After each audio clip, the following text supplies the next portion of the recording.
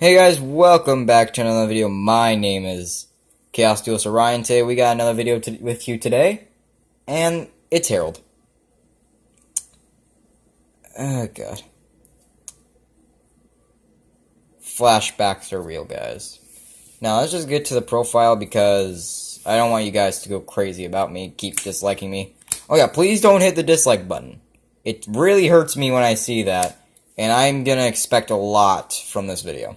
Anyway, so today we're going to use three heralds because it's Herald. It can negate basically everything by discarding a fairy, and it's got a 28 body. And it's really easy to summon and search in this deck. And it's also your main boss monster, so you want it on the field 24/7. It's basically your win condition. 2. Cyber Angel Ben 10. It's basically who keeps your plays going because... Oh no, hold on, let me focus. Anyway. It's the one that keeps your plays going because it can search for a fairy when it's tributed for the summon of Herald, which is freaking good. And that's basically it. Otherwise it's used for discard fodder, but it's really good and easily searchable. Then we're playing the Star Seraph engine, which would be hold on, let me get this stand out. We got 3 scepters. And, okay, Cameron, please focus. Anyway, scepters!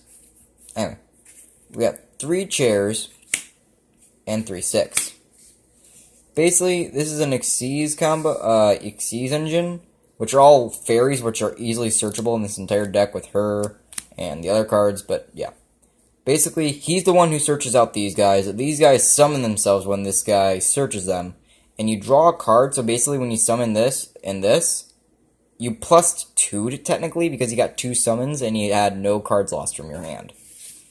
And like I said, they're light fairies and they're easily searchable. Also, this has 1,800 attack points. This has 2,000 defense points. So this is going to be considered a beat stick in the deck. Beat stick. I just got that. Anyway, so yeah, it's pretty good. Next, we got Fluffles.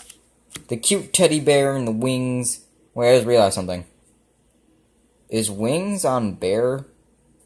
Or did Bear lose the wings and Wings is his own creature?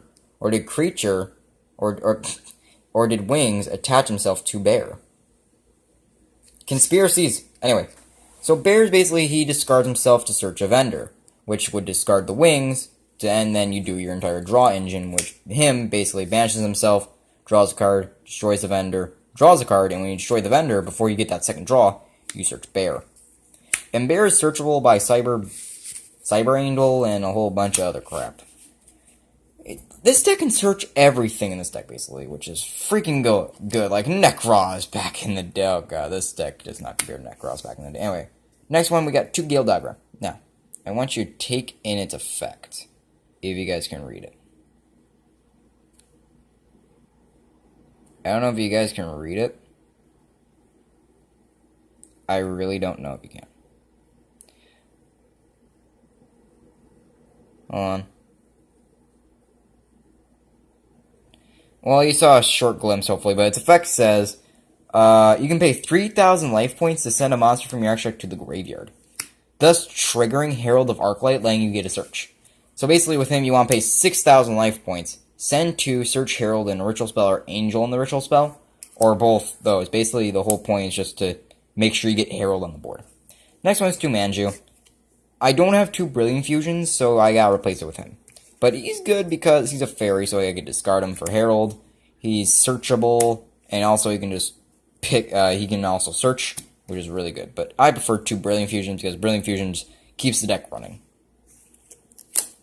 Next is Trollmaster Christia.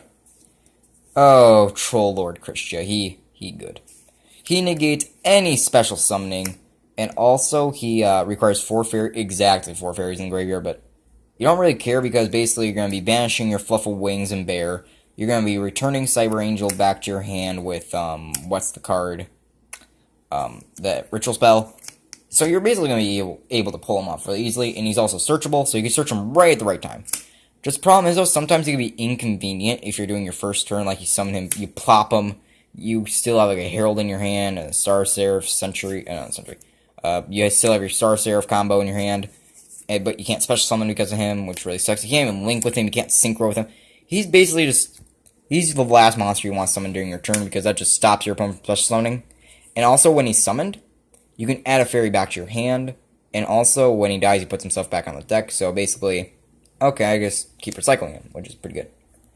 Next is your 2 cards. I mentioned the Brilliant Fusion Engine, so use a Gemini. I use Lapis. I don't have a Garnet. And then we have Maxi. All of its glory. The best hand trap in the game. Ash Blossom has nothing on it. Nothing on it. Then we go to the spells. 3 Dawn of the Herald.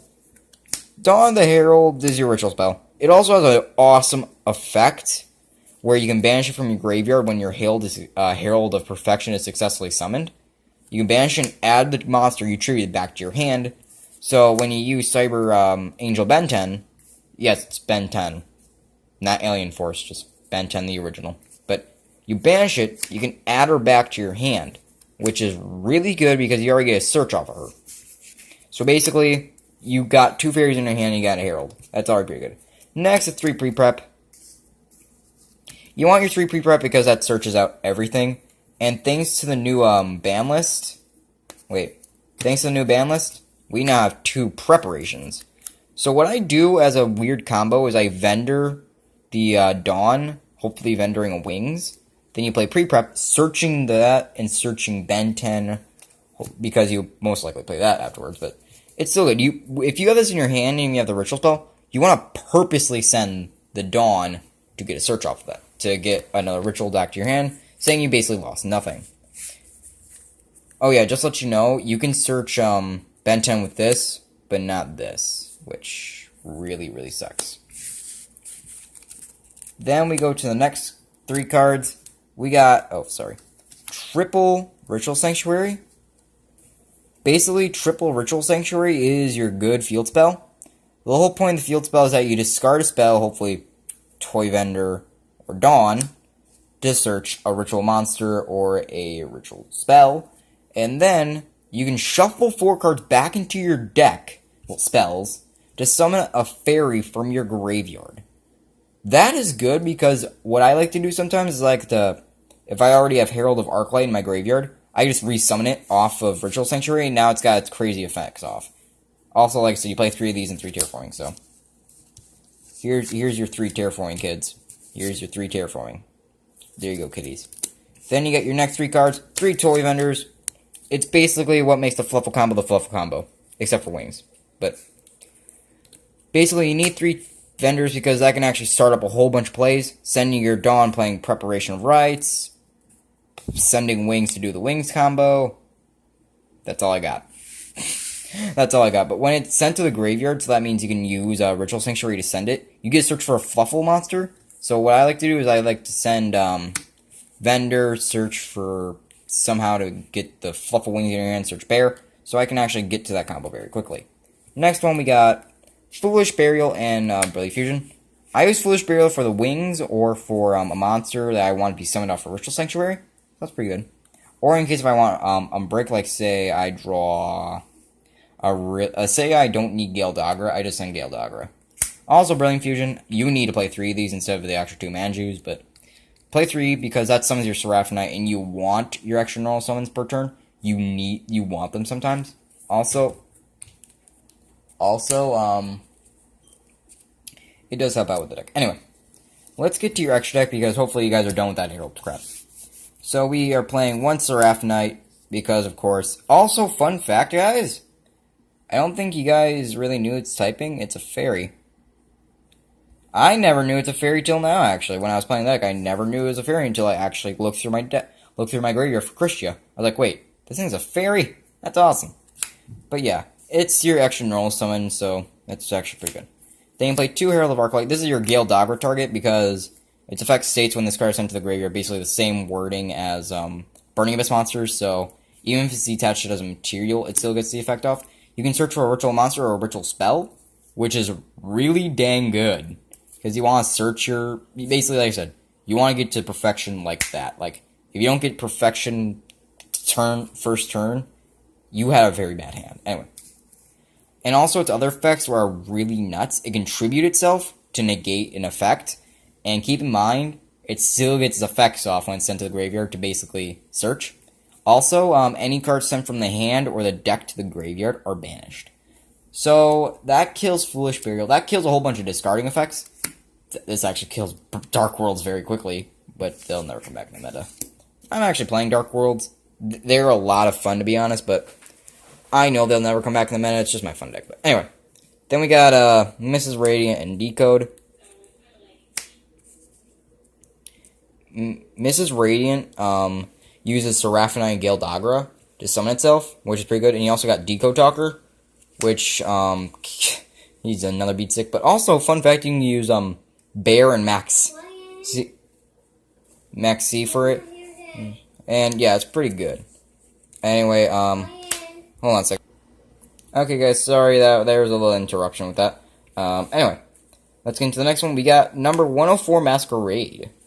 He's pretty good. He can send the top cards of your opponent's deck to the graveyard. And there's a fun combo, because if you use this and Arclight on your board, you can technically banish the top card of your opponent's deck, which is really fun to do, because if your opponent tries to stop it, you just play this card's effect, get rid of it, negate the effect, and it still technically banishes it, because when the effect was going off, Herald was still there. But it's awesome, because you just keep banishing the top card of your opponent's deck, and hopefully they don't have a recovery. But anyway, its other effect is that you can just negate an effect activating the battle phase, which is very useful. And also your opponent takes 800 damage and it negates and destroys it, which is really... Oh, that actually looks cool, but that's basically an amazing effect. It's really good. Then we have a good playmaker, Evil Swarm Ouroboros. Oh god, because upon summon, he's just basically gonna nick a card out of your opponent's hand, so they have 4 against a Herald and Ouroboros. Then they can return a card to the hand, and they can banish 1 card in the graveyard. It's really freaking good. Also, number 10 Illuminite, he basically unbricks you. That's all he's there for. He unbricks, and sometimes you need the unbricking. Or just to send that 1 card, like Illuminite, not Illuminite, Fluffle Wings. You basically want that. Then I'm running the Utopia engine. Now that card's supposed to be Utopia the Lightning, which I am getting soon, so this profile will be done soon, but yeah. That's supposed to be Utopia the Lightning, but we got Utopia Beyond, Utopia Prime, and normal Utopia. Now the reason why I'm using all 3 of these is because these cards are easily makeable. Utopia himself is really hard to make in the deck because most of the level 4s are really hard to pull off at the same board instead of Star Seraph and Sovereignty, but those have to require 3, but yeah. He's just there so you can just go into Lightning. He's just there to go into Lightning.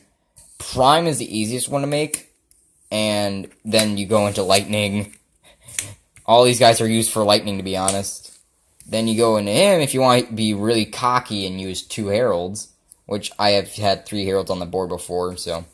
You drop all their attacks to 0. You go into your Lightning, detach 2, 5,000. You swing into your opponent for 5,000 damage, and they can't do anything about it.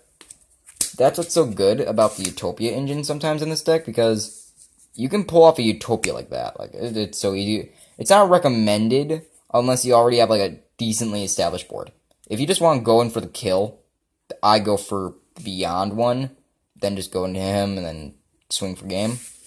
That's basically the whole point of the Utopia combo. You just want to wreck with Lightning. You just want to kill with Lightning. Then we go to the next monsters. We got Thunderspark Dragon. He's another one. I use him in case if I want to literally kill my opponent's board. He's basically the monster who's like, okay, I'm gonna pop cards, then I'm gonna detach, pop your all monsters deck for him, swing, swing, swing for game. And then you summon your Herald afterwards. So basically, if you're going against an opponent who's really monster heavy and have no destruction, like they can't activate anything, like basically they used all their resources on all their monsters, you summon this, detach 3, kill their board, then just do your plays, then attack for game. That's basically the whole point. Then we got Constellar M7. Don't question the 8. He is not Constellar 8. He is Constellar 7. But anyway. He's not Constellar Mate. He's Constellar 7. Mate. Anyway. Dumb joke aside. He basically bounces a card in the graveyard back to the hand. So that's actually very useful in case you have a certain fairy you need in your graveyard back to your hand. But also, he overlays into Gaia Thunder. which I use him for. Like, I just play this effect, okay, I'm going to bounce the card back to my hand, exceeds into Gaia Thunder.